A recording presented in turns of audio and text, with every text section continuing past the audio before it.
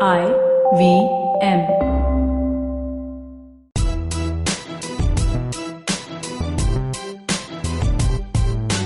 Hi, I'm Zarina Poonawala, a life coach, a business mentor, and a motivational speaker. I tackle the challenges that come with varied work cultures, and I try to give out some cheat codes for loving your job in the second season of the Empowering series with me, Zarina. This show will feature live sessions with me and a participant, most likely to be an entrepreneur, a startup founder, an employee, a recruiter, or just about anyone who strives to love their job and looks forward to bringing in a positive shift at their workplace. On today's episode, I am in conversation with a healing practitioner, an oracle card reader, life coach, and of course, most importantly, a co-host on the Positively Unlimited podcast. So please welcome Chetna Chakravarthy. Hello, Chetna. Hi, Zarina. How are you doing? I'm good, thank you. And how are you doing? Very well. I'm quite excited about today's episode because So am I. we have a very positive vibe and energy in the room. Yeah. Currently, considering we're two podcast hosts who are always talking about happiness, positivity, and empowerment. So I like this whole marriage between Positively Unlimited and the Empowering series. Yep. So Absolutely. Thank you so much for being here today. Chetna, let's first talk about what is it that you're covering in your podcast. So my podcast is essentially every episode is a tip on something that you're going through in life. Oh, lovely. I have two very simple rules. One is I love simplifying things. So people come with lots of complicated thoughts and I simplify it down to one sentence and we move from there. Wonderful. Right? So every episode is literally one sentence that can help you solve something in life or overcome an obstacle or push through some kind of roadblock that you're at. Okay. And my second rule is don't say or don't tell somebody what they should do if you cannot tell them how to do it.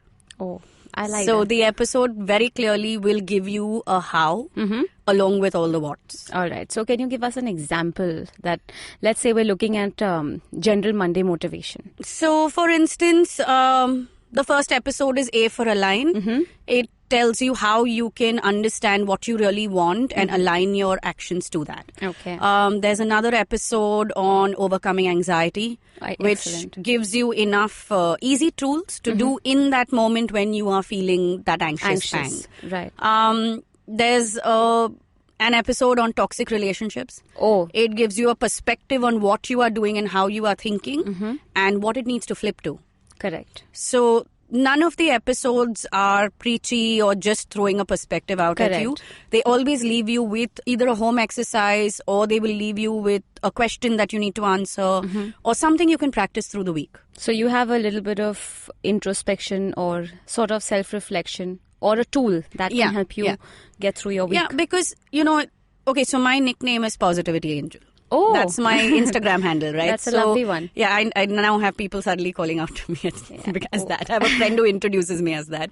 It's quite amusing at this point. But the thing is, it's very easy to tell somebody be positive. Yes. It's very hard to do it. I mean, when you have been fired by your boss or you've lost your job or someone's broken your heart. I mean, it's easy to say be positive. It's hard to be that. Yes. So what do you need to do to move from that point of darkness to the light which feels positive? Right. There are a few things you can actually do that can take you there. And that's what's important.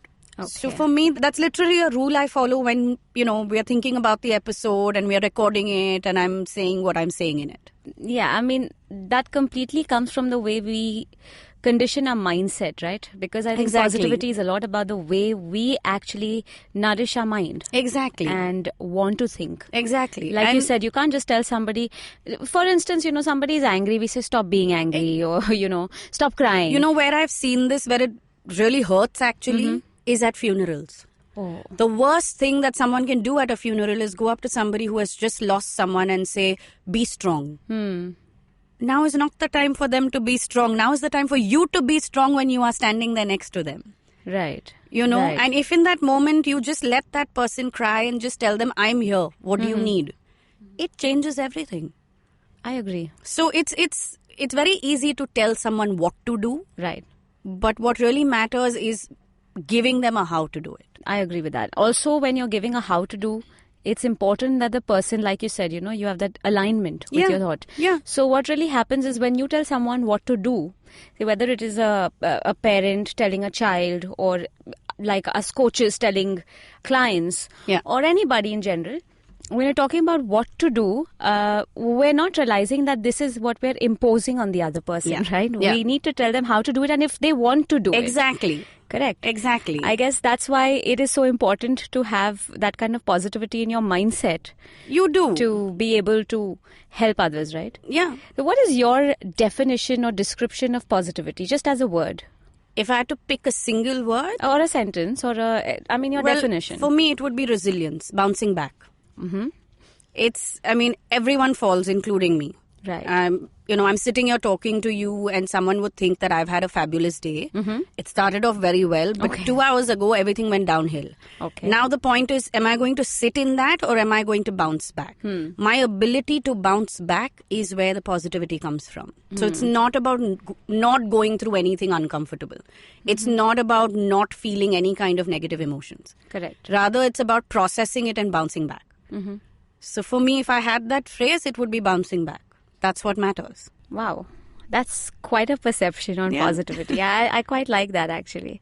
Positivity in general, I think people consider it this act of being happy, you know, and they don't realize there are a lot of there's a behavioral pattern. There's a certain amount of effort you need to take in the way you start thinking. Correct. So, like you said, if you've had a bad day, and you have decided to bounce back from it. Exactly. So I guess it's how much time it takes you to bounce back from something. Right. And that time that you take is not going to be uniform or consistent or etched in stone. Different things will have a different bounce back space, right? Or period. Mm-hmm. But the point is you have to bounce back and you have to know how much time you need for different things. So for instance, if it's fitness, I bounce back pretty quickly. I'm not very good at it, but I will not work out for 2 days. Third day, I will get up and run for it. There, the bounce back is easier. Maybe there are emotional issues where the bounce back is not that faster. Correct. Maybe I need 3 hours or 2 days or 4 days. Yeah. Being cognizant of that and then saying, okay, but it's still important to bounce back. And taking the action you need for that. So either way, just making sure that you bounce back irrespective of your timelines. Yeah. So for me, like when you say what's the one word, I describe positivity as, it's the ability to bounce back. Wonderful. I quite like that. Make that a quote, please. I just find it very... We might. We should actually. It's just perfect, the ability to bounce back. Yeah.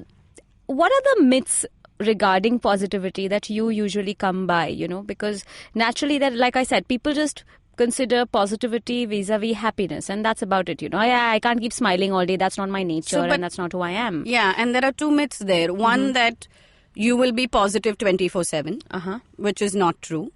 It is not possible, and it is not meant to be like that, because think about it. If you and I were supposed to only be happy and positive, then technically we wouldn't have any of the other emotions. True. You have them because there's a purpose, there's a reason you're supposed to go through all of it. Yes. And I think that is explained, or rather there are perspectives on that come in a better way in the healing space. Yeah. Right? So when you go through any kind of alternative healing, like I do Chakra Healing, right? And a lot of it is about dealing with stuff that you have gone through, which has then led you to become who you are.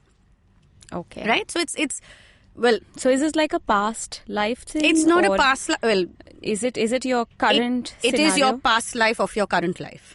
Okay, I got it. Yeah, it's this current it's past. While you're in this life and whatever's taken place in your life in the past. Exactly. So when you go through that, you realize that you have to process everything that you have felt.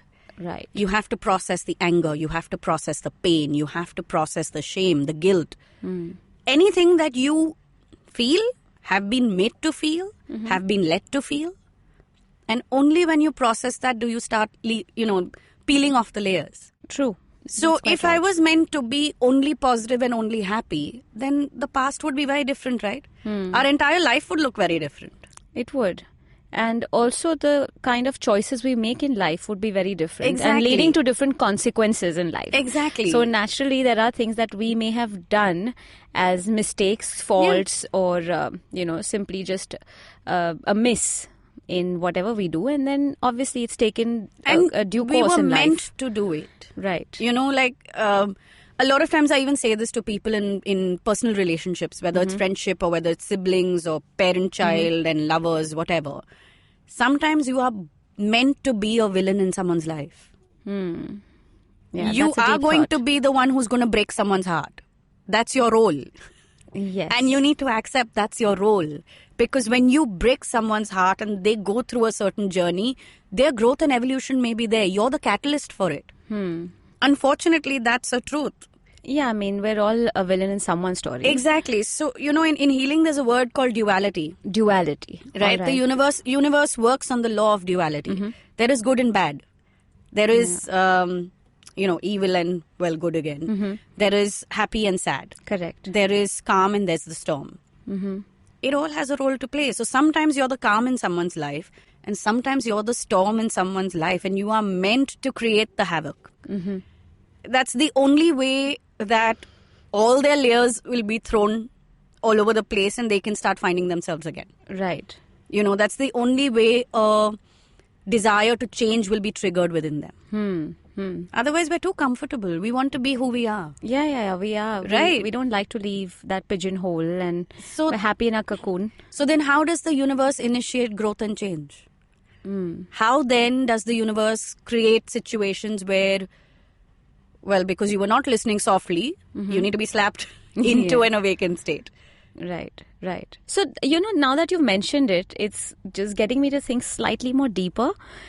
Could be spiritual, but Yeah. since you mentioned healing, Yeah. chakra healing and oracle card reading, that's Yeah. what you do, right? Yeah. And in general, the fact that we can be a villain or a storm in someone's life, but then as human beings, we're constantly trying to preach to each other that we need to be good human beings. Yeah. Yeah. So how does that contradict the thought process? That contradiction Because then that if, comes in. Yeah, because then if sometimes, Chetna, we want to accept that, yeah, theek hai, chalo, villain hai hum log, then you want to start thinking that you have a lot of negative traits or you've done something wrong. And But here's the truth. We all Yeah. have negative traits. of course we do. Right? And we're supposed to. So, okay, as an example, we all have negative traits. Let's take a romantic relationship as an example. It's very easy to explain it in that context Oh, yes. because we feel this the loudest there, okay? Say there's a woman who's submissive, okay? And, or rather, let's flip the cliche. Let's say there's a man who's very submissive. Okay. And he gives in to everything that the woman wants. He places her on a pedestal. He treats her like the queen of his life. Right. And this woman is a bossy, dominating woman who, because of that nature, being indulged by everyone in her life, has become an entitled person. Correct. And hence cannot deal with criticism, cannot deal with failure, cannot deal with rejection. And in becoming whoever she became, she's not being kind to this guy. Right. Now, there are two things that are happening here. In the way that she is treating him, the man's lesson is to rise up for himself and learn to place boundaries. True. And support himself. Don't run after love so much that you're okay with someone ill-treating you. Yes. I mean, we know the cliche, right? Where the woman goes through this and the man does it. But it's also flipped today. Absolutely. So It's in quite that, possible. it's in that situation, one partner's role in the other partner's life is to throw light on that point that they need to grow and become stronger and learn to place boundaries. They need to learn to communicate better. For the other person, the entire conflict that will happen when this person rises up and Yeah. says, okay, I've had enough, right?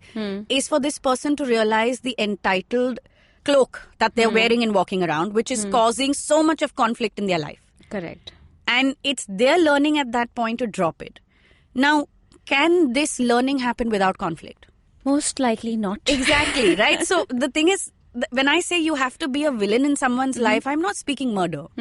And I'm not saying that you step out of your humanness or your ability to be kind or your base natures, Right. right? It's about embracing whoever you are and whatever you are and working from there. And making a difference or a change. Exactly. So let's assume, so the reason I asked you this question is, of course, I get where you're coming from. But, when someone's listening and Yeah. they pick up that one statement, Yeah. that, okay, you can be this in somebody's life. And we all are.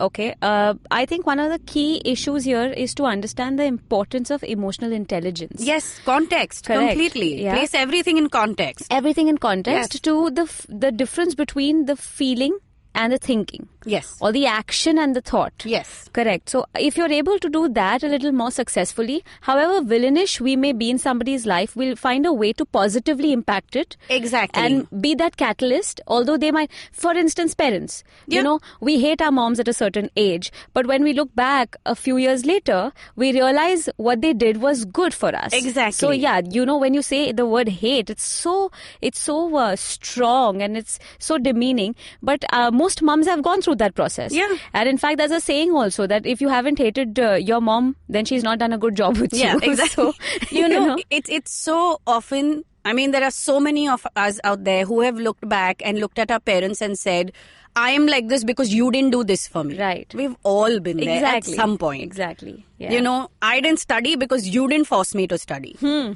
I've not become anything in my life because you gave me everything easily. Right. So this is what is happening. Now the thing is, you are being a villain in your parents' life in that moment because Yes. the parents needed to learn to stand up for themselves in that moment.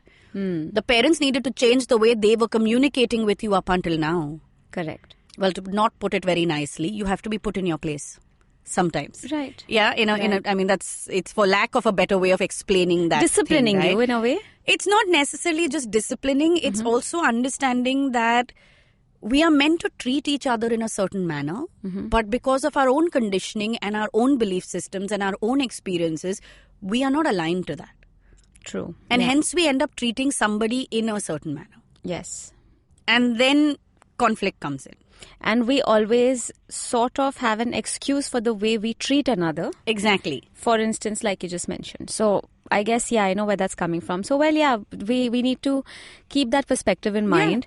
And we cannot always be heroes, but No. we cannot always be villains. And that is how it works. I mean, the it works in tandem. ideal way is to be as little a villain as you can in different people's lives. But Yeah. sometimes to understand that it's who you'll have to be. It's who you You have know, to be. another example is when a child or a sibling has gone astray. And say they've gone into drugs or they're not working, they're not earning, they're being emotionally a burden on, a loved one. Yes. And that loved one gets up and says, get out of the house, or cuts ties, or puts him into rehab and says, nothing doing, you go into rehab. Right. Right? Now, at that moment, that child is seeing this person as a villain. Yes. Yes. But is this person right or wrong? Absolutely. Right? So when I say that there are moments when you'll end up being the villain in someone's life, this is what I mean. This is the context. We're all in each other's lives to give each other certain lessons. Correct. Nobody has all the answers. No one person. And we never will. You never That's the will. best So part. you're meant to come together and find the answers. Yes. Yes. And that exchange happens in different ways. That's very interesting.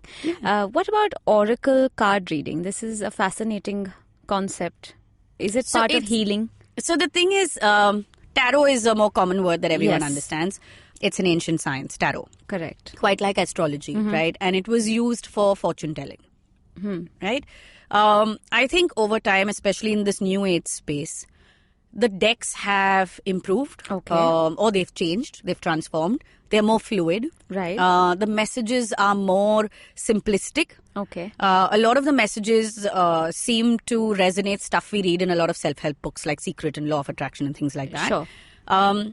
So they're more relatable tools, right? Okay. However, one of the things, in fact, I just did a talk at this event called ScareCon about the Oracle deck and how reading works. All right. And one of the things that I shared was, don't go and ask the reader or the practitioner, when will this happen for me?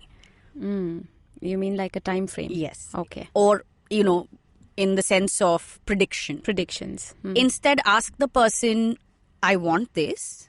Is this for my highest good? And what do I need to do to make it happen?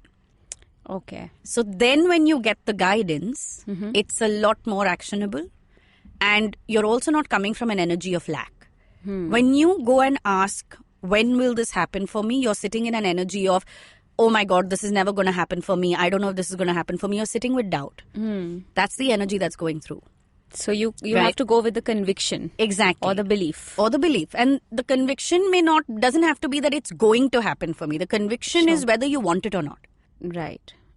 Right? So when people will come and ask me, will I ever have a child? My answer to this 20-something, some person sitting in front of me and saying, will I ever have a child? I'm like, do you want to have a child? Yeah, So they're well, like, that's the yeah, question. in future. Then don't ask about it now. Right? Right. You're 27 years old. You're working in an X job. You're earning, whatever money. Ask about what is going to happen in this 1 year. Stick with this time frame and figure out what you want and how you can get there. Correct. Right. Will I ever have a child? I mean, 6 years down the line, you might get up and say, I don't want a child. Oh, yeah. What happens to this question then? Yeah, well, the question is just invalid after that point. Exactly. What happens to that, right? Yeah. So I think the way the decks are used and what you can get out of it has changed. All right. So that is your oracle card. The oracle card reading. Because it's fascinating. It is, You've heard it of is. tarot cards, and in fact, I've heard of oracle cards before. But this is the first time I'm interacting with somebody on this topic. So it's so it went, there was interesting. tarot, then the angel decks came, which was Correct. Doreen Virtue. If there may be lots of listeners who've heard about this. I haven't. So she basically did this whole bunch of angel decks, and Alright. it became like the big rage. Then there were different practitioners who've come out with different decks. There's a practitioner called Colette Baron Reed, and this is her series of decks. So she calls it oracle cards. Okay. There's someone else who does animal-based cards, and he says they're spirit guides. So they have a different word there. So it's Alright. basically just a different form of a deck, Got it. right? And Yeah. well, the ultimate purpose is the same, which is to get guidance.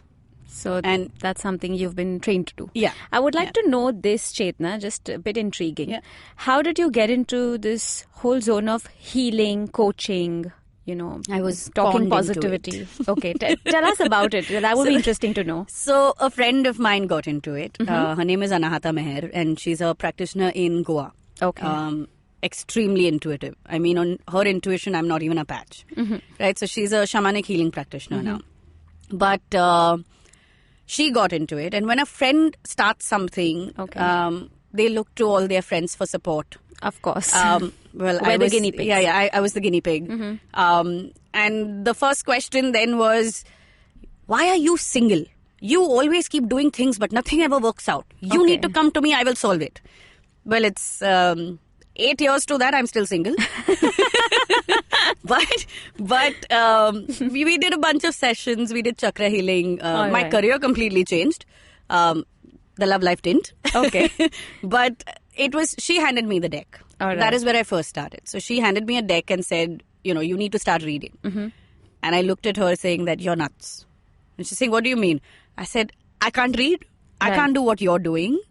You do it really well and keep going. And she said, you know what, for the next 1 week, take this deck and just send me messages. Okay. And it was strange because her dad was in the hospital and I would send her a message every day. And in that 1 week, it helped her get through a lot of conflicts without entering into the conflict. So she managed to flow around them, right? And then it just rolled from there. Then the chakra healing, I experienced it. And it really affected certain areas of my life. It really helped change certain things in my life. You felt that change. In literally practical, legit ways. I was the editor at burp.com. And the job wasn't going anywhere. And not just that the company or the job, but also me as a person, I was figuring what's my next growth, right? Right. And what would I like to do, kind of a thing. And I remember after the second or the third session, looking at a couple of my colleagues and saying, we're going to start a venture. And I started something called the Basket Case, which was basically a subscription basket. This was, I think, 2 years before any kind of subscription baskets hit the market. All right. Right? And this was food-based, home chef-based. Oh, lovely. So every third weekend of the month, you'd get a bunch of stuff for $1,100, and it was that thing, and we did it for about 2 years. But the thing is that it was after that healing that my mind started to work in a certain way. Till then, I wasn't even thinking about, starting something of my own. Okay. I had, in fact, started something of my own. It hadn't worked and gotten back into the job space. All right. So, I didn't know where I was heading in that sense.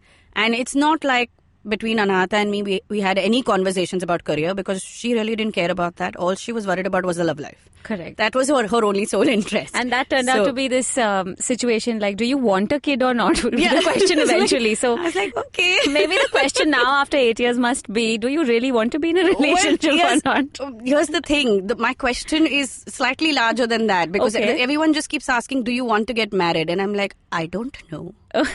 I know I want to have a relationship. I don't know if I want to get married. So sure. The conflict is more there now. Right. Yeah. That you reach that stage in life. It was a natural progression from there, you know. And I saw Chakra Healing making a lot of difference for me because a lot of emotional stuff that I was hanging on to was cleared out. All right. So you suddenly get rid of emotional baggage. Yeah, I would think about the same situation and have no reaction. Like it didn't have any emotional connect. Nothing was getting triggered.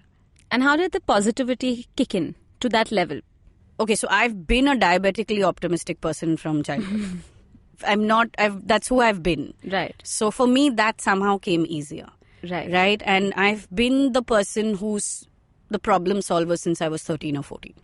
Oh. In case of emergency number on people's phones. Right. And, jumping into a fight before anything can happen. The agony aunt. Making sense of things. This is who I used to be, right? Or who so this now part I still was am. just a progression into your natural self. Yeah, it was just progression into it. Okay. But for me, I went the healing route. The life coaching happened because I realized that people do chakra healing. They release a lot of emotional baggage. Okay. They transform. But the mind does not build new patterns. Yeah. And hence they fall back into old ways of being and then the problem may repeat. So for me, coaching came in to bridge that gap. To kind of find a more permanent, lasting solution. More permanent, lasting solution. Right. So, it's not uncommon for someone to come to me for a reading, then go into healing and then go into coaching. Okay. It's like a very common progression that happens. And by the end of those 6-7 months, life has changed. Okay. And person has evolved, right? So, but that's how it works. So for me, coaching became that last peg. Okay. So that was just like the final nail in the coffin. That was, seal the deal. Seal the deal, yeah. Nail in the coffin sounds slightly sadistic. So at this point in time, I'm going to take back those words. It's easier for people, like you mentioned, it's easier to say, just be positive and stop being negative and things like that. What is it that you would suggest to somebody if they wanted to just simply try a method? For instance, I woke up one day and I'm like, I don't want to be negative anymore. So I want something I can do every day just to be a little more positive. So what is that one thing I can do? Two things. Oh, wonderful. One is in the morning on a piece of paper, write down what you want the day to be like. Okay. What is today going to be about? Just answer that simple question. Let me also say this, on some days my day is going to be about finishing a to-do list. Correct. It can be something as simple as that. It can be my day is going to be about experiencing joy. My day is going to be about excitement. My day is going to be about spending time with loved ones. It can be anything. It doesn't necessarily have to be an emotion. Okay. The only caveat here is avoid using words, I'm going to have a happy day. Happy is in my mind, it's a floozy word. Right. Ice cream makes me happy. A hug makes me happy. Success makes me happy. Someone sending me a message because they've heard the recent podcast episode makes me happy. But it's all different kinds of happiness. Right. You have to dig deeper to figure out what it means, right? So happy is a very top layer word. So when you are writing the intention for the day, write something that's a little more, that has some depth. More specific. Yes. All Even right. when you say I'm going to complete my to-do list, that it has depth because you're essentially saying you're going to be productive. Yeah. But you're saying it in the form of an action, which is fine, right? So one is that. Always start your day with an intention so that the day does not happen to you, but you are in fact in charge of what's happening. Correct. Right? It's just flipping that thing. Right. The second thing that I will say, and this is not easy to be done, as in it's simple, but it takes presence of mind, Okay. is flip the sentence. All right. So when you are feeling negative, which is, say you're saying, I'm not good enough. I'll never be able to do this. Flip the sentence to say, I'm choosing to believe I can do this. Okay. Or I'm choosing to attempt doing this. Even that's fine. Just flip it. Okay. So if you can flip your sentences regularly, you'll reach a point where you'll start speaking in affirmative sentences more than the negative. So I usually also second that and use that when I'm talking to clients. I tell them to start their days with affirmating, just using affirmation. And they don't have to be dreamy and broad and very fantasized. It just has to be as simple as, I am confident today. Just something like that. True. I'm smiling today. Yeah. And instead of saying what you're going to do, make it just part of your continuous present tense, that you are already doing it. You're already in the process. And the flip, that's an interesting one, because I think what you're allowing people to do there is telling them that you have the choice. Yeah. So when you've used your sentences, I think the mention here is choosing. So there's like if you realize, a lot of people say, I don't want. Yeah. Even when you ask them what they want, there's full confusion. Or I don't know. Yeah. I don't know or I don't want. Yeah. Right? Yeah. Quite often. Flip, I don't know to I am figuring it out. I am unsure. I need to find out. Flip it to either one of these. Right. Flip, I don't want to I want. Small changes like this, if you just start speaking in the affirmative. True. Instead of saying don't do this, say avoid doing that. Yeah. So like they say in the book, The Secret as well. The mind doesn't read the negative. So it doesn't. So when we're actually focusing on telling, because we've done this, in school and college, we're usually saying, I know if I say I'm not going to, this will happen to me. Correct. And the reason it happens to you is like, I don't want to fall. Yeah. The mind isn't reading the don't. Yes. So your motor skills or your brain is believing that you're willing to fall. And you fall. Yeah. And then you're telling everybody that, see, the exact opposite of what I think is happening. Exactly. You're constantly thinking in the negative. Yeah. You're not affirmating anything. And you've come with that much of conditioning of that. Exactly. Right? Because we've done this to ourselves. Oh, yes. All through school and college. True. And now it's a belief system. It's a belief system. So you can't just slice through a belief system. You can't cut it off. You have to give yourself something else to believe in. Correct. It has to replace it. Yeah. So in doing that, if you just become aware of your sentences and just keep flipping it, by the third or fourth day, you start having a far more positive day, a lighter day. It just starts to flow that much more easily. True. It's exhausting in the beginning because presence of mind is... it's required. And that's the hardest part. Yeah, that's the prerequisite. Yeah, like day before yesterday I was working with somebody and she uses and a lot because she was taught to avoid but and replace but with and. Correct. And we were talking and I told her, okay, you can't say any more and. If you say an and, you have to give me $100. The next 10 minutes, the conversation was hilarious. Because every time she'd say and, her eyes would go big and she'd just start smiling. And there was this, complete reaction that was happening. But within 15 minutes, she had her punctuation marks in place. Right. There was no and there was no but. It took presence of mind. Yes, that's all. That's all that's required, right? But presence of mind can be exhausting on some days and you need to just... let yourself have a rest but like you say, like we know about the mind, the conscious and the subconscious. So, if you're just using that 10% conscious mind for a little while, till all these thoughts are transferred into your subconscious, correct, then you're just going to do them as naturally as you're breathing. Exactly. So 3 days of effort is a lifetime of ease. And maybe the fact that sometimes this happens, where I'm explaining the conscious and the subconscious so that people just understand, or I just want to tell the clients that I need only 10% of you to work with you. That's all I need. I don't want 100%. Correct. You have a 1 hour conversation, pick up one thing and go ahead and work on it. I'm okay with that. But that work has to be as good as the breathing then. Exactly. It has to come to you naturally, not when you're doing meditation and yoga and you breathe. Then it has to be your regular breathing. Exactly. It's got to be part of that lifestyle. That's the other piece, right? With healing as well as with coaching that people struggle with. Yeah. One, they're always looking for the magic pill. Oh, yes. Okay, there is no such thing as a magic pill. People, the work has to be done. Whether you like it or not. Listen, you have... cards that can actually work as a tool. I don't even have those. I don't even have the knowledge in that. So I can't even... pretend like... Even there is no magic pill. Because I will pull a card and say, you need to do this. And they're like, in this also I have to do work. I said, yes.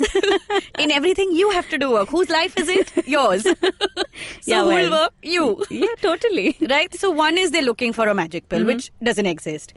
2 is understanding that if I'm making a choice, if I'm the one choosing, instead of saying I don't know and I, let whatever happen, The moment you are the one making the choice, who is in power? Right. You are in power, right? So if you come in for healing and coaching sessions and you step out and don't take anything from it and start putting it into practice, who's going to be at loss? Yeah, You. well. You're going to come back after a week, 2 weeks to the next session and say, but nothing changed. Well, you didn't do anything. Hence, nothing changed. Basically, it's as good as going to the gym. Yeah. A lot of people pay their gym memberships and forget. Yeah, charity. Yeah. And that's just like it, because you can't expect miracles the minute you walk into a gym and come back out with the 10 pounds less. You have to do something there for you to come out that way, you know. Exactly. So, like when you asked about the Oracle deck, right? Like people tell me, oh, is this true? If, whatever you say, will it come true? And my response to them is, if you do what it asks you to do, it will come true. But if you step out of this room and forget about this and don't follow any of the guidance that came true, then maybe what has come in the reading will be false. Fair enough. Because you didn't go out and do what you needed to do. You didn't make the choices you should have made. Right. Right? And in that, it flipped. Yeah. So, well, it's a lot to do with belief, and I guess positivity by itself. Yeah. Like you said, bouncing back. But at the end of the day, that belief that you can bounce back is where everything will begin for you. The belief that it is okay to not feel okay all the time. Oh, yes. To feel angry and to feel ashamed and to feel guilty and to feel sad and feel afraid and anxious. I don't know why we are so afraid of feeling anxious. It's a valid emotion. Anxious is not anxiety. Anxious is your body saying, are you prepared? Do you need to revise? Do you need to look at something else? Do you need to make sure of something? That's all anxious is. And that's fine. It allows you to prepare better. Exactly. If you look at it from a positive perspective. Yeah, I mean, all my negative emotions are either there as my defense mechanism. So that's my defense team. And if you're going to not want to experience any negative emotion, then essentially you are firing your entire defense squad. How are you going to play a match? Only with offense. What happens when the opposite side starts shooting, right? You need your defense. So the thing is, that's my negative, one half of what my negative emotions are supposed to do. Right. The other half is it is showing me where I lack and what needs to change. Right. If there's irrational fear coming up, it's showing you that you need to become stronger in your beliefs. Yes. If you are getting irritated and snapping, then you are being told that there's something in your relationships that need to change, or how you are behaving towards certain people, or what you're allowing needs to change. Sure. If you're feeling guilty, then your own conscience is knocking. It's that woodpecker from inside that's going tap, tap, tap, tap, tap, tap, because you've gone against your own self. But what about people who are living in this kind of self-victimized zone and constantly feeling guilty, even when they're not really responsible? You have this set of people who say sorry for everything. Yes. Sorry, you're late. Yes. Sorry, you couldn't make it on time. Correct. Oh, sorry, I called you. Yeah. Sorry, you were busy. Yeah. Just so many sorries. So again, is that a look person who's genuinely guilty and has a woodpecker inside, or is it this person who's constantly just apologizing for nothing wrong? So the guilt is showing you, that guilt, overbearing guilt is showing you the other side. That you need to, there's nothing for you to feel guilty about. Right. See, the thing with guilt and shame, right? I call them cousins. Yeah. Always say they're very close cousins. I think they're twins. and they creep up like a shadow on you. Right. They're not staring at you in the face like fear and anger. These come up from the shadows. Now, the thing with guilt is, if you don't have conviction, guilt and shame both, if you don't have clarity and conviction of who you are and what your beliefs are, then it's very easy for those emotions to creep in. So if you are constantly apologizing, then you need to go back and look at your beliefs. Right. What is it that you have made yourself believe, or someone else has made you believe? Like, I'll give you an example of parents, they, as the child was growing up, would always say, you're my good child. You're the obedient one. You're the obedient one. Now, when this child grows up and does not want to be an engineer, but wants to be a singer, but doesn't know how to communicate it to the parents. Right. Right? And the parents may not say anything. They may be more than happy. Yeah. In actuality. But the child has built this whole story saying they on the dinner table said I had to be an engineer. Now if I go and tell them I have to be a singer, I'll be letting them down. Yeah. Now that conditioning has led this person to have a certain belief system. Okay. Is this belief system valid? No. But it's leading him to guilt. Yeah. This guilt is poking you to tell you to change this belief system. But you won't have this awareness if you don't sit with yourself and start understanding who you are. What do you believe in? Right. What are your own rules in life? Yeah, your own values. What your are those own morals, values? Yeah. Like that word is, values is a word that I don't think a lot of us even know what it means. You know, honestly, I've had this conversation so many times on this topic. Yeah. One of the few things that I always try and trigger in a person is asking them, listen, what is your value? Yeah. And when, you will notice if you ask somebody, what is your value? And I tell them, okay, take your time, write it down. Don't do it now. Do it whenever you're free. Everything that's written is regarding people. And it may be qualities and no beliefs. No beliefs. No. But more than that, the whole structure or the pillar of the value that you own in your own life depends on how people around you think about you or how you make people think. Exactly. What about you? So, then I'm literally like, slash this, gone. I still don't have your value. Go back and work on this. So I have a way that I define it in, right? And I say your value is that belief upon which your decisions are made. So whatever beliefs influence you when you are making decisions and choices, those are your values. Interesting. So if you look at it that way, it starts to become easier for somebody to start writing down certain things. Yeah. Like people who would take money as a value. It's surprising, but people have placed money as a value. People have placed success in career as a value. Yeah. Right? People have placed fame as a value. None of these are supposed to be values. And are you still then wondering why your life doesn't feel happy and at peace and what it's supposed to be? True. Yeah. Right? None of the three things that I mentioned are supposed to be core values. Right. But all your life's decisions are being based upon money, success in career and fame. Supposing as an example, if I take that, right? Truly, but that's how everybody's looking at, the elements that make you happy, positive, whatever you have to do in life, it revolves around these three. So if these are your core values, then no wonder. Because you've handed your power to external sources. It's nothing coming from within. All three are dependent on the outside. Yeah. I also feel value is, like the outside temperature. Yeah. You can crib and cry, but people have to adjust to it after a point. Yeah. And it's not like the air conditioner in your room where, acha, isko thandi lag rahi hai, chalo, garam kar lo. Isko garmi lag rahi hai, thande ho jao. Even the air conditioning, you have to get out of the room now at some point. Yeah. But the fact is that, when you set your value system. Yeah. It helps to create the more supportive ecosystem around you. And it will also help you deal with guilt and shame and anger and fear and all the these emotions. Things. Right. It will just put everything in perspective for you. Excellent. Wow, that's so deep. I just love having this conversation with a coach, It just feels like like-minded conversation. It's amazing. All right, on that note, let's just quickly take a short break, Chetna, and come back. Yeah? Yeah. Let's give a break to our listeners from all the talking we've done. Absolutely. Hey everybody, welcome to another awesome week on the IVM Podcast Network. If you are not following us on social media, please make sure you do. And it's about time that you did. So we're IVM Podcast on Twitter, Facebook, and Instagram. Go to whichever platform you prefer or all three of them and click and follow. Also, you should check out our Instagram feed. We have a lot of interesting stuff going on over there. Peeks inside what's going on in the studio, polls, all kinds of cool stuff. So definitely come out there. Want to thank our sponsors this week, Cambly, Intel, and Storytel. Our sponsors make this stuff possible. And so please make sure that you shout out to them. Let them know that you appreciate it. One more note before we get into talking about what went on in the network this week. And that was that I would appreciate, deeply appreciate it, if you guys could go to ivmpodcast.com/survey or go to the website and click on the survey heading. And what we're going to do is we're going to do another listener survey. We'd like to know a little bit more about you, who's listening to us, why you're listening to us, what you want out of us, all of that kind of stuff. So, it would be really helpful to us if we could get a little bit of more information from you guys about who you are. And that would help us kind of go out and talk to advertisers, which is, again, as I mentioned earlier, how we get this thing going. So this week we're premiering a new Hindi storytelling show. It's called Tapri Tales and it's hosted by Madhuri Advani. Madhuri narrates day-to-day stories and occurrences in women's lives across generations. This week she questions the tea-serving traditions in our house through the mother and daughter pair in her story called Chai Ki Cha.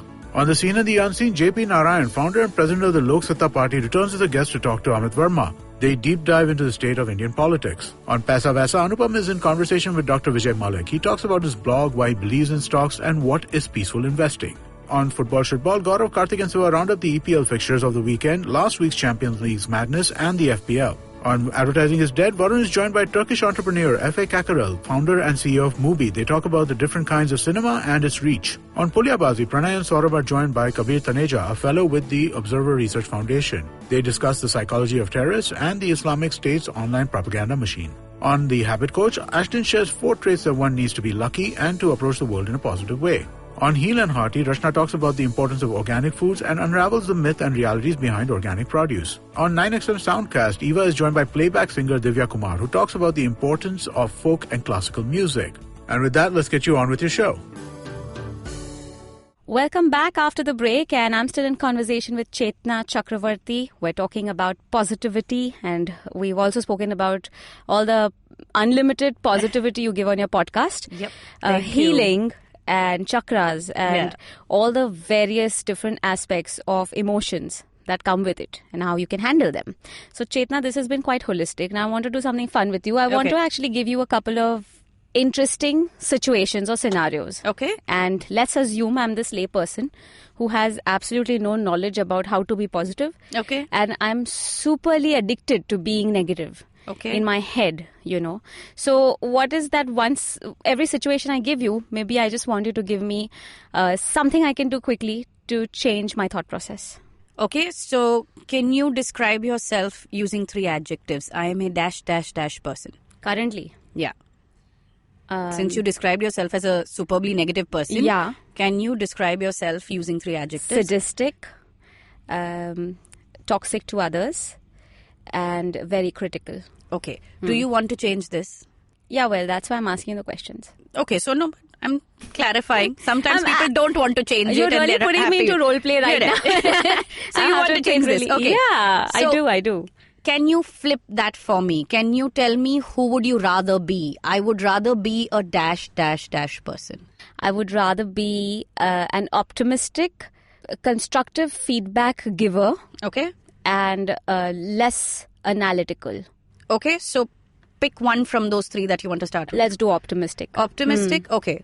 I want you to write down, I'm choosing to be optimistic today. Yeah. Every day 3 times. For the next 21 days. Done. No, I have to ask you questions. So, you gave me the solution now. Going into role play. Yeah, I'm like literally thinking about... Okay, I was like, okay, fine, I'll just start writing now. And I'm like, hey, no, I'm supposed to ask the questions. Here's a good coaching. That's great. I'm totally convinced. Okay, so I'm choosing, but I'm just going to... You have to pretend. Okay. So my role play bit is over. Your role play bit is that these scenarios just apply on you in that moment, and you're supposed to give us whatever suggestion you can or advice you can. As in, you're asking me what I would do in these situations if I was feeling... what kind of advice you would give? When someone asked me this, yeah, but right? if you didn't know who that person is, because we have so many listeners and we don't really sit and know. Even if I didn't know who the person is, if they were feeling really negative. Yeah, but let me give you the situations. Okay, you're giving me another situation. Oh, no, I haven't even started. You already put me in role play and you didn't even let me give you the situation. There you go. I thought that was the situation. I am going to give you scenarios. You will consider the scenario and give me I thought the scenario was that you're a very negative person. Oh, no. All right, so that was the first scenario. Very off. And miscommunicated. Let's start again. We'll try once more. Yeah, let's have a do-over here. The first scenario that needs to be considered is a parent, mom or dad, really upset with their child for not faring well in exams. What should a parent in that position do? Okay, I'm really not the right person to answer that because I'm not a parent, firstly, and I believe But coaches don't play, I'm not a parent, but I give a lot of parental advice. It's difficult because I'm the aunt who looks at the parents and says, why are they going for exams? No need to go for exams. Tell them to sit with me. So, well, doesn't apply. So I'm going to, hold on, let me try this. That the child is not fared well and what should they do? What should they do? Well, I think it's about communicating a sense of responsibility to the child. Okay. So, which means if you can get the child to understand what they're going to lose, and I don't mean by telling them we'll ground you and no TV time and none of that, right. But what will happen if the child fails in an exam, and loses a year? What are they going to go through? If that can be communicated in a rational way, I think kids of today they listen. Yeah. I feel kids of today respond to rational conversations better than threats and better than punishment and things like that. Right. They're emotionally far more evolved than our generation. They are. They are. So they're also far more enlightened and on which matters. is why I feel the parents need to do a lot more unlearning than the child. Yeah. And they need to change the way they communicate with the child. So if you can explain to somebody what the loss is and what they will go through, and that can be avoided, I feel there's a way around it. Yeah. Okay. Great. So let's move on to the second scenario. A horrible day at work and a demotivating ultimatum from your boss. How should you handle the remaining day? Well, one is to quickly write down what you want. Okay. Because at that moment, you're reeling under all the situations that can happen that you don't want. So to quickly write down what you want in a clear single sentence. Not an I wish, not a, I'm going to. Just I want to change the way my boss thinks about me. I want to change the situation that I'm in. I want it to be XYZ. Right? So write down an I want statement. And then write down 3 things that you're going to do in the coming week towards that I want. Okay. And act upon it. Excellent. I think maybe another thing that would work, just adding on to that, is when you come out of a boss yelling at you and giving you an ultimatum, just kind of take away all the selective listening and figure out which part of it was actually implied to you and what you can change. Sure, absolutely. Right? And also understanding that you may have to take responsibility. Yes, You just don't see this firing boss and feel like, oh, somebody's angry with me. Exactly. Figure out where you went wrong also. Yeah. That's, I think, a very big piece. Because a lot of us, when we get yelled at, we just go into that shell or into that state saying, it's either the ego that comes out and says, how dare, or we go into victim mode. Yeah. And then we don't really learn from there. So to look at yourself a little constructively. True. All right. Third scenario. A rejection during an interview, especially an interview that was your dream job. Well, one is to accept that there are things that you have to learn before you can get back into that job. Okay. So understanding where you lacked, and not just in the interview, but taking a clear stock of who you are in this moment and what that job requires you to be. Okay. And I don't mean just by skill. I also mean by maturity. Right. Right. So those 2 aspects. And, bouncing back to the second best for now. Okay. And keep going from there. Saying that it didn't happen now, 6 months from now, I'm going to make it happen. Right. So working on what didn't work for you. Yes. Okay. A heartbreak or the love of your life walking out on you? Oh my. I would say grieve. Grieve. Okay. You know how in India with Hindus we have a 13-day grieving mourning period? Set yourself a 13-day period and mourn. Really? Cry. It's the love of your life. He's walked out or she's walked out. Give yourself the time to cry. Okay. Cry. You put in so much of effort into it. It didn't work. Every day there's going to be a different emotion. Be a child. Sit in the corner and cry. It's fine. And when do you know that you need to stop? That's why I said 13 days. Yeah, because I think a lot of people may not know when the grieving period should stop. Which is why I said, 13 days is damn long, in today's time to sit and grieve over the love of your life. To be honest with you, I'm just looking at the pace of life. I understand it, but I also realize that some of us give love life and this relationship so much importance now. It has this large... Our entire life, honestly, is divided only in 2 aspects. Career and love life. But it's not necessary. necessary Like no one sees anything beyond this. True, but is it necessary that, for instance, if somebody walked out on me, I'm married happily, no oxymoron here, but just in general, if somebody had to walk out on me, I don't think I would have wasted even 2 days crying. But that's you, right? No, but that's my point. Grieving, crying, is it the same thing? Grief can be expressed in different ways. It can be expressed in whatever way. When I say cry, I mean express your grief. Okay. See, because the only thing that I'm trying to say is grieve, and you don't have to do it for 13 days. You may get over it in 4 days. Yeah. 3 days. So 1 night. As long as you need. I don't know. As long as you need. Yeah, and sometimes people need 3 months. Yeah, sure. You let yourself grieve. And get over it. But here's the other thing. It has to be a relationship that was that intense and worth grieving for. Yeah, absolutely. Yeah, so the thing that I responded to the phrase when you said love of my life. The love of your life. So I'm saying this is an intense situation where you've lived a certain life together. There were dreams and aspirations built. But these days, love of your life walk in and out every day. So you don't know the grieving period will last longer than the love life here. Exactly. That's what's going to happen. So it's to understand, right? Love of your life, really? Love of your life? Yeah, well, or an illusion? imagine. No, like I said, the grieving period will last longer than the love life. That's quite possible. You know, it was a damn serious relationship, Zarina. How long was it? 10 days. How long is grieving? 13. So I had somebody where the person had not even proposed. There wasn't even a relationship.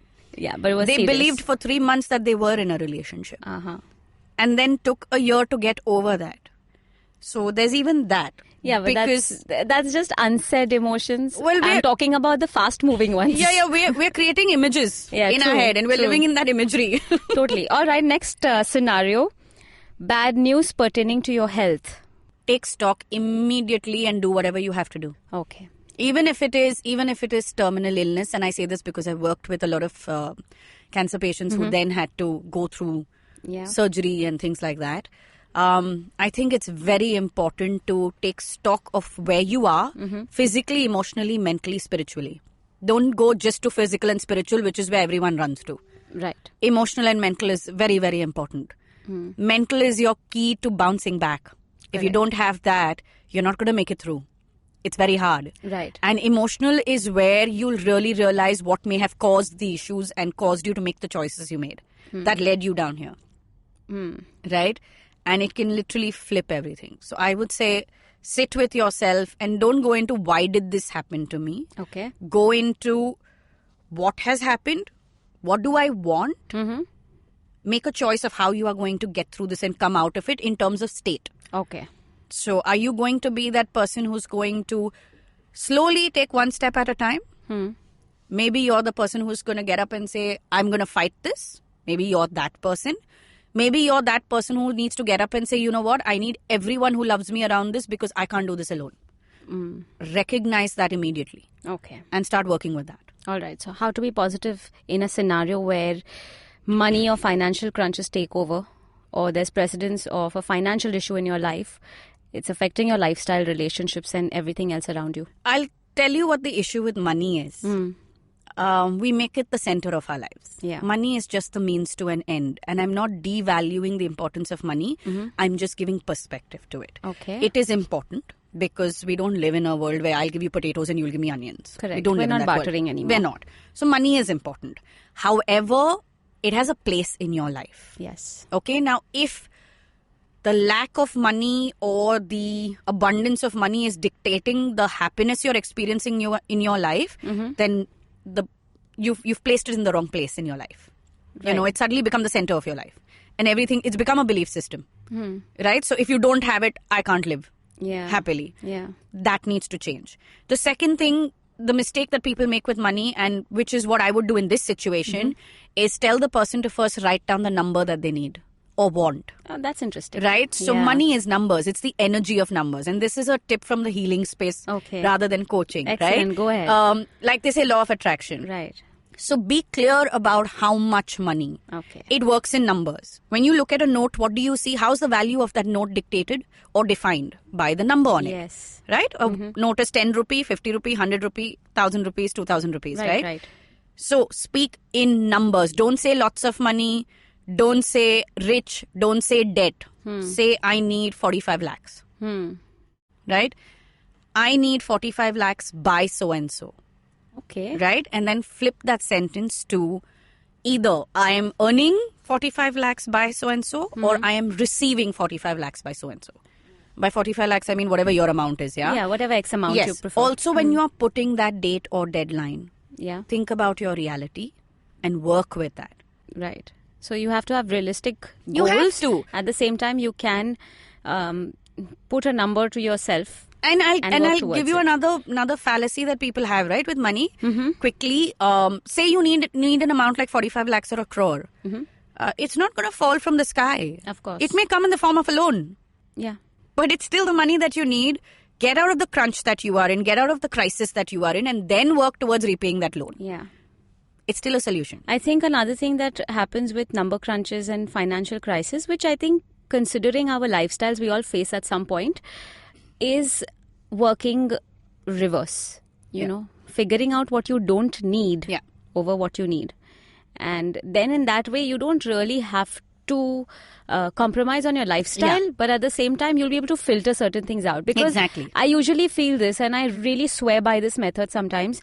To filter out what you want, you need to know what you don't want. Correct. It's very easy for people to tell you, I want this, I want that. And human beings are greedy. We want everything, we want the moon. But what do we not want? Correct. So it's not about giving negative affirmations of any sort or, changing or rewiring. It's clarity. It's just filtering it all out, Yeah. And that kind of helps even when it's a financial crunch, because at that point in time, you can filter out where your money is being wasted. Exactly. So that's a good way of, if you can't make more, you save more. Save more. So that's what I truly feel is a possibility. The way to do it is numbers, right? It's the only numbers. Money. Speak numbers and you will figure it out. So, we've covered a lot of scenarios. Yes. This has been amazing so far. Let me ask you this, Zarina. Okay. How do you deal with a bad day? I don't have a bad day. I have a bad moment. Okay. And when the moment passes, like you say, it's a choice. Yeah. I choose how much that moment or that situation is going to affect me. But to be honest with you, I'm not... I'm really not fantasizing this, but I never have a bad day. I truly believe there's no need to have a bad day. You can have bad moments in a day, and the day can still be a decent one. Yeah, So, agreed. Absolutely. Well, that's how I look at my day. And what do you do? What is the one thing that puts a smile on your face immediately? It's never failed you. It just puts a smile on your face. Plants and books. Plants and books. Yeah. Okay. These two things, if I see it anywhere, I'm just, you start, even if you go to a restaurant, you start pointing out, that's a monster, and that's, these people aren't looking after their plants well. Tell them not to put it under the light and put them somewhere else. And so, there we know, now we know something nice about you, which is plants and books. Yes, absolutely. Right. So, on that note, Chetna, let's ask you the most important question of the day, of the episode. What empowers you the most? My belief that everyone has potential. Okay. That everyone has potential. Potential. Wonderful. That one belief, they say nobody changes. Mm-hmm.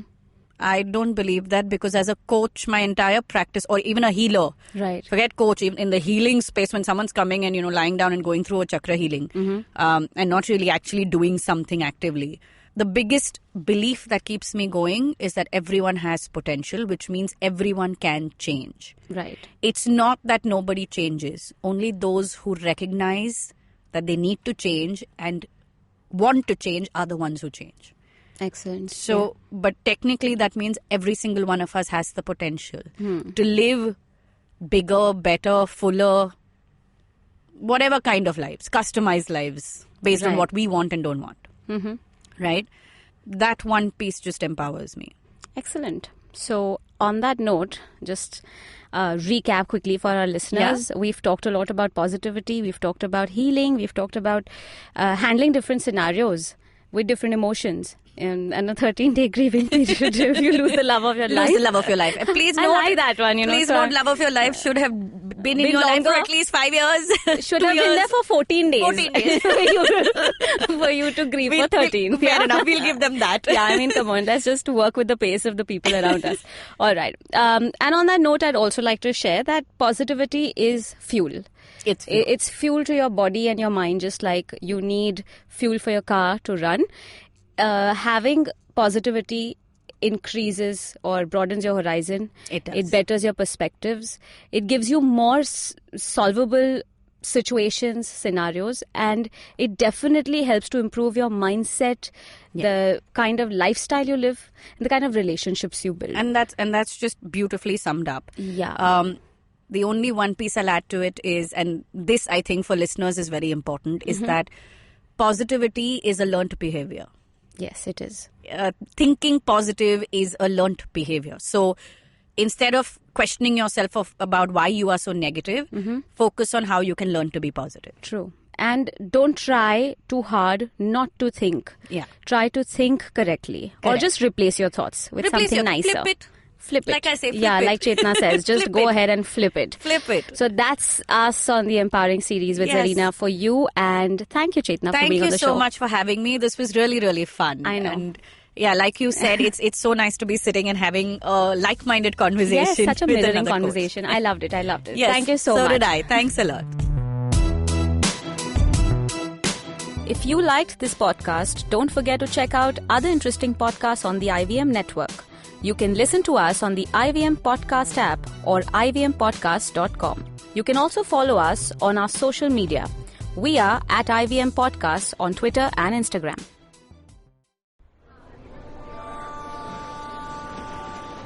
Did I just catch you on your way to work? Or did you end up pulling an all-nighter? Let me guess. You have a packed schedule for the day, the week, and probably the month and the year. That's a lot for your mind to handle, don't you think? This buzzing chaos also brings tons of negative thoughts. Am I right? Try spinning that bottle in a positive direction with me, Chetna, on the Positively Unlimited podcast, every Monday on IVM Podcasts. It's time to change your life one alphabet at a time.